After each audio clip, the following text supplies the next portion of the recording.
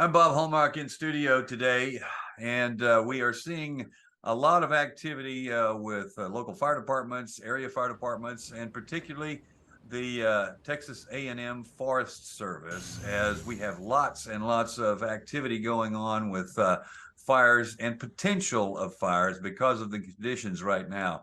We're talking about one that we have just had, and this is down in Jasper County.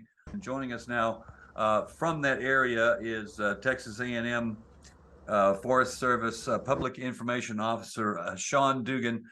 Sean, I'm guessing you guys have been harried to, for lack of a better word, because you've had to basically be everywhere at every time right now. That's it. We are spread all over the place. We over the last week we've had a bunch of fire activity, and particularly large wildfires. And so, yeah, I'm down here on a big one in Jasper.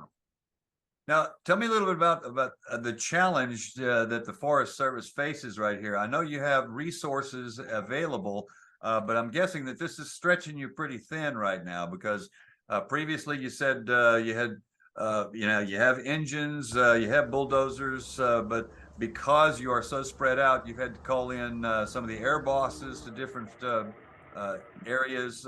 Is it part of it, I guess, is assessing how much you have to cover right now? Yeah. So exactly, and trying to find an accurate assessment of the scope of what we need. When wildfire conditions like this occur, we bring in out-of-state resources to staff throughout all of our offices.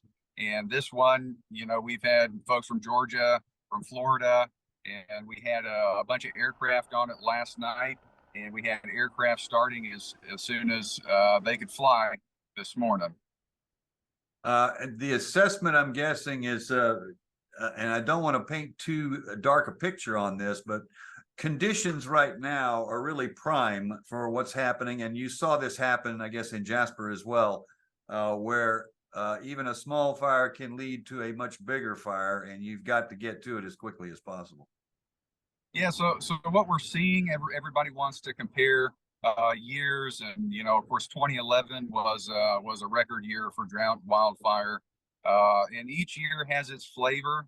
And so this year, what we're seeing is this: we're not near at the level of drought that we had in 2011, but because the temperature and the lack of precipitation was so stark this year, we're seeing record levels of fuel dryness.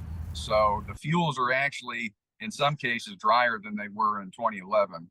And that's what's fueling this wildfire activity. And of course, our public message is always for the public to be very careful with anything that might cause a spark.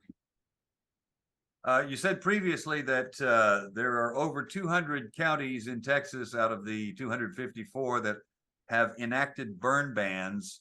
And how broad spread is this right now? I mean, are you guys basically all over the state right now?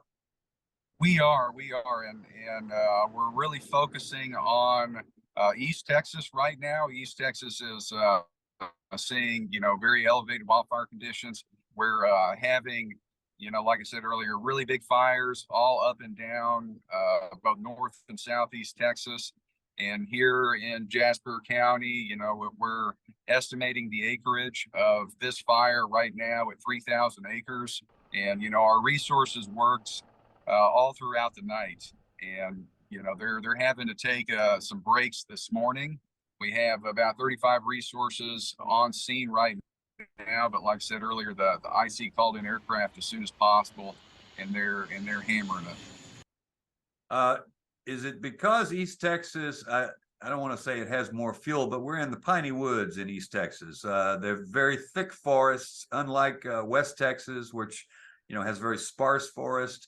Is that the particular challenge with East Texas, is because it is so thickly wooded? It is, yeah. We have a lot more fuel than other parts of the state, and normally it takes rain to make trees grow, right? And so normally it's a lot wetter than we've been seeing, and by that I mean both rainfall and relative humidities. But what we're seeing now is, of course, the rain shut off in June, and the relative humidities now are are very low for East Texas. And when they're that low, and you have the heat like it's been, and if there's any wind component, that that fire can grow into the trees and do what we call crown. And we're seeing crown runs, group tree torching on these fires, which make them very resistant to control, very dangerous for anything that's in front of them. And that's why we've been relying on aircraft, because they can make it rain from the sky, and that helps us slow the fire down. You mentioned that you are getting some help from other agencies, I guess, from out of state and that sort of thing. When, not to coin a phrase here, but when do you think we'll be out of the woods? We obviously have no forecast for rain in the near future, but you know, are we just going? Is it just going to be a wait and see operation now to see how far this is going to go?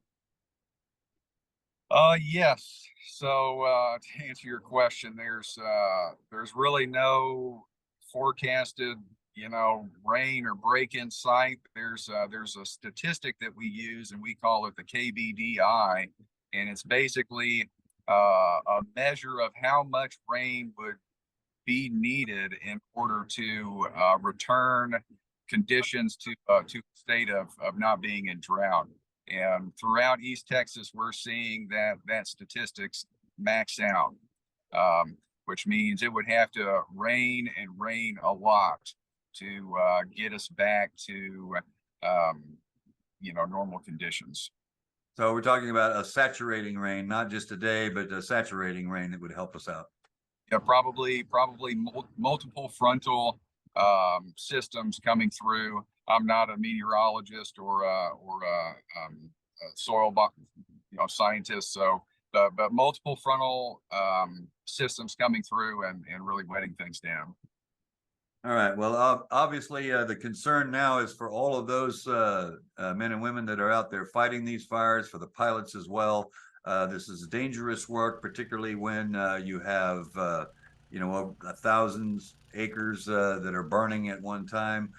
Containment is the objective, to try to contain all of these. So I'm guessing that ultimately the big concern now is that this can be done, contained and done safely.